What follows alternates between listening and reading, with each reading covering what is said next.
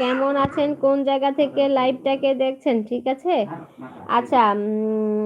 শিয়া বেগম, আপনি একজন মেয়ে হয়ে এভাবে মানে কমেন্ট করা কি ঠিক? আপনি বলেন। আপনি নিজে মানে বুঝলাম না। আপনার তো আমি কোনো ক্ষতি করি নাই আপু, আপনি কেন এরকম করে এই এই সমস্ত কমেন্ট করতেছেন বলেন? এই সমস্ত কমেন্ট করা কি ভালো? একটা কমেন্টের মাধ্যমে আপনার বংশের পরিচয়, আপনার পরিচয়, আপনার শিক্ষাগত যোগ্যতা, আপনার ব্যবহার সবাই এখানে দেখতে পাবে। তো সুতরাং এই রকম খারাপ খারাপ কমেন্ট করে মানে নিজেকে শুধু শুধু এখানে ছোট করার কোনো দরকার আছে বলেন? মনীষ দার ভাই, থাক, সমস্যা নেই ভাই। যে মনে করেন কুকুর যদি কামড় দেয় তাকে তো আর কামড় দেওয়া যাবে না, তাকে বুঝাতে হবে, হ্যাঁ। আর সায়া বেগম, এই কথাটা আপনার বলা ঠিক হয় নাই আপু। আপনি আশা করি বুঝতে পারছেন। আপনি শুধু শুধু এই একটা কমেন্ট করে নিজেকে খারাপ প্রমাণ করার কোনো দরকার নেই এখানে।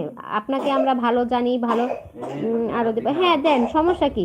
এতে আপনার বংশের পরিচয়, আপনার পরিচয়, আপনার শিক্ষাগত যোগ্যতা এগুলাই প্রমাণিত হবে। এগুলা এগুলা মানে বলার কি দরকার বলেন? এগুলা বলার কি দরকার?